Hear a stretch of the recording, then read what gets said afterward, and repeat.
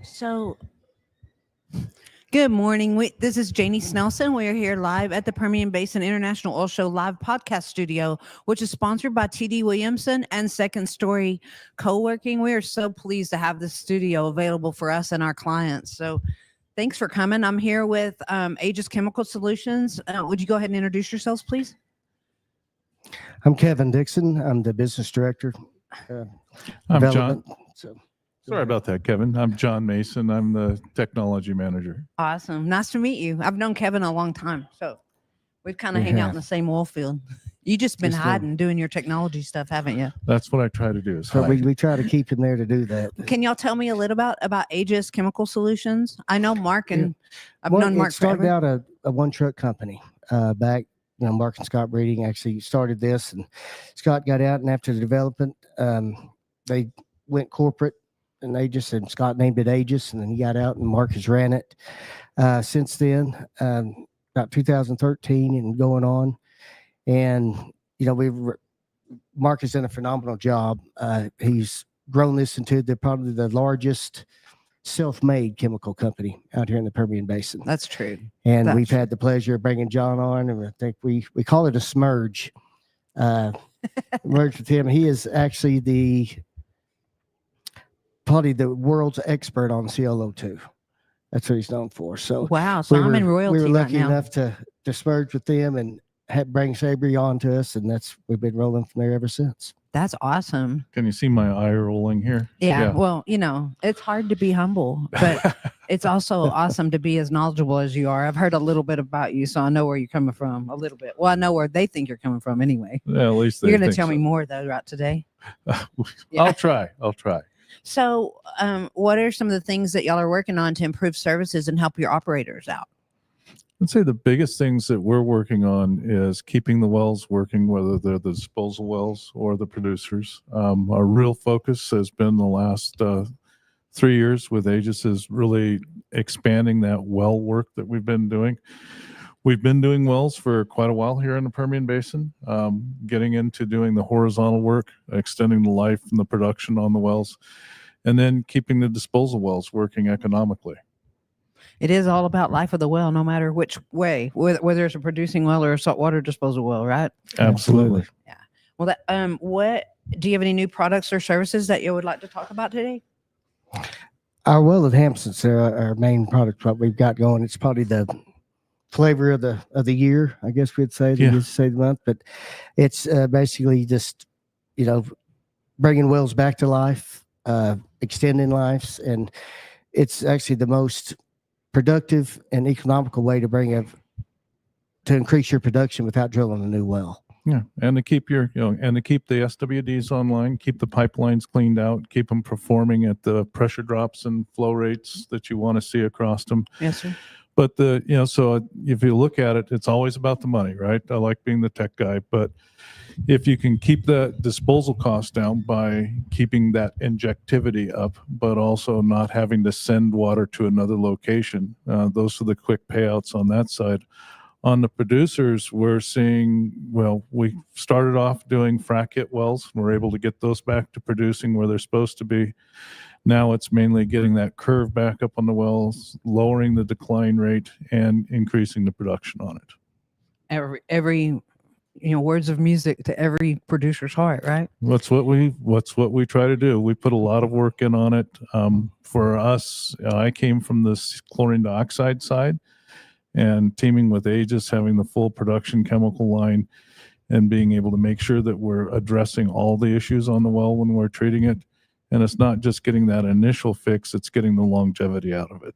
And it's each well treatment's custom fit to that well, right? Yeah, we learn on the wells a lot on each different area. So if you're looking at, say, a Wolfcamp well down in the Mid-Kiff area versus over on the Delaware side, they do treat completely differently. So our tech staff is on the jobs. I'm on the jobs a lot, watching how they perform and optimizing each area. So you let the well talk to you then? Oh my God, yes. That's funny. Is that we- the wrong we thing to thought every say? well That's was what the I. same. That's what I hear. Well, we have a few things on our wall of things that aren't really true. One of them is that all the wells are the same. Okay, No, and they're not. No, they're not. Absolutely and not. it's great being a science person, but you really don't understand how the wells perform unless you're actually watching the real-time data, particularly as we go into a new area or different wells or different formations, and then optimize the treatment both mechanically, whether it's how we pump the job or how we divert the job, okay, but then the actual chemical package. I mean, the baseline is what we call Sabrichlor, and it does different things, but we want to then make sure we have the additives in with it to then optimize that long-term performance. That's cool. So how is this treatment different from acidizing?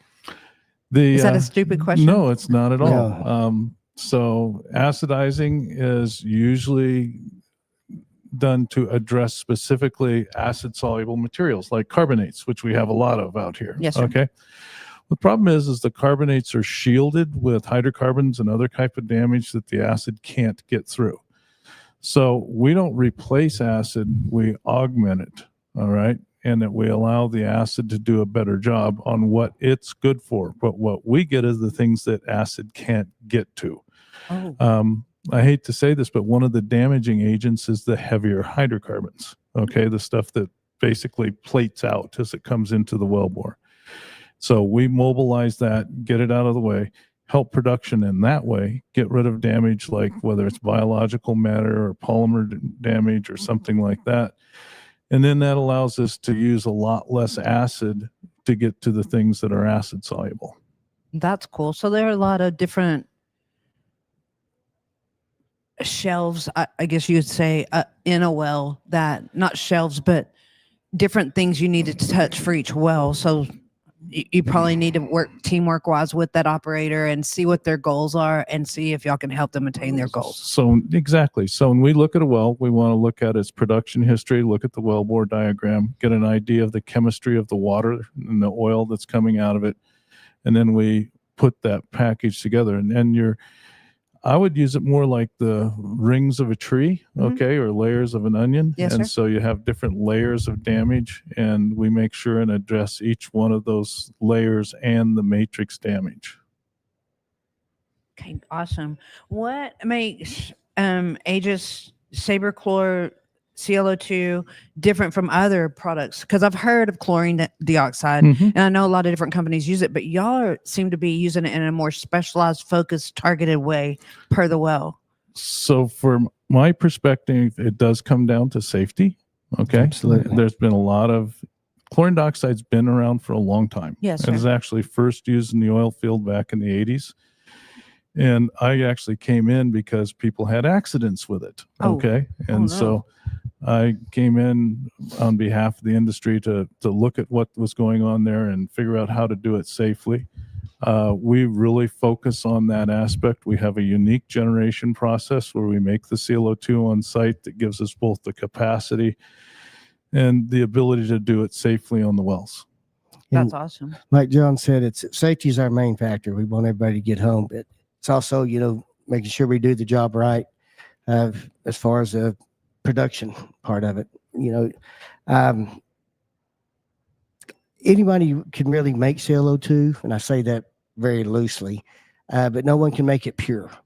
And with John's patent, what we have, we can make pure ClO2, which does not, it allows us to do its job, and to where you're not making chlorite or chlorine downhole, to where a lot of bad things can happen, when doing that. I mean, you can blow wellheads up, you could pipelines, and that has happened. And I say that when I first introduced John, I introduced him as the guru, the world's expert on ClO2, because that's how he started and brought it in. Actually, he's got some stories from having to go to the White House and Washington and clean some of that stuff up with ClO2. So Yeah, it's a little, when you're doing it in the middle of a city, you have to absolutely do it safe. Or if you're Oh, for sure. if you're treating a building like this to clean it up, it's, you get a little bit more scrutiny on things. But bottom line is, the oil field's an ever-changing environment. You don't know what you've are going to find when you go to a particular well. And so that versatility, and I think that experience and, the depth that we have in it is what really makes the difference. And there's no differentiation between vertical wells and horizontal wells. You can use them on either. On either. We actually, our first... And SWDs. Yeah. Our first work was on verticals way back when. The difference is if you've got a well making 5 barrels a day and you take it to 10, it's nice, but it's not great. Okay. And you do that on a horizontal well and, increase the production by 100 or 200 barrels a day, it's a big deal, right? Well, it is a big deal. And with all the mergers and acquisitions going on, there's going to be a lot of opportunities for, different operators to use your technologies and to improve wells that are aged, right? Well, and the other thing, you get back to history. We've done so many wells over the years and have such consistent results. Again, it does come down to money, and people can look at it and look at what spend they're going to do and get a pretty good idea on what return they're going to be, whether it's 10 barrels, 20 barrels, or whatever they're going to get on that, and look at it from an economic standpoint. What are there data sheets and things like that on y'all's websites that people can access, or how could an operator learn more about y'all's process? That's more Kevin than me. Come on, Kevin. Feel free to give me a call anytime. Call Aegis, call me. That's what we do. We'll come to your location, your building, your office, give you a presentation. We have PowerPoints, and we've got the data that we've had for, I guess we've been doing it for 37 years now, 38 years, excuse me. And in saying that, we've had 0 incidences. So that's a pretty damn good track record. Yeah. To have to do that. But yeah, we can send out data, and we collect data while we're out there as well. So we can give them instant feedback, after we collect the data and give them instant feedback, and they can actually sit in the data van and watch it. And it's pretty cool to see stuff break and go through and see the production when they come, just turn it back on. So, I mean, it's really, it sounds like a simple process, but there's a lot that goes into it. I mean, we can literally, 5 years ago, you heard a lot about, 3 years ago, you heard a lot about how you couldn't really effectively treat these horizontal wells when you're watching the data. Again, as long as we do a good job with the pumping company and our data is clean, you can watch it march across the lateral. Oh, wow. So you can physically see it on the screen. On the screen. That's awesome. Well, so what's your website? Do you know? AEGISchemical.com? AEGISchemical.com. Okay. So Aegis Chemical Solutions, actually. Oh, Aegis Chemical Solutions. Okay. Yes, ma'am. And they can reach all out there on that, or you could even reach out to me and I can forward you their numbers. So I'll leave my cards. Of course, you've got my contact number, but got to answer the phone though. That's right. Well, sometimes we're busy. We always get back to you though. I know you do. We'll do that, and we're on LinkedIn as well. I'm just teasing him because there was a chance for us to get in early this morning, and I couldn't get hold of him. But they were already here when I came back in here, so they were here anyway. I appreciate y'all being here so much. So thank you for having us. Thank you for the time. I appreciate your time. Yeah, y'all wave us out of here. Thanks for watching, everyone. God bless you guys.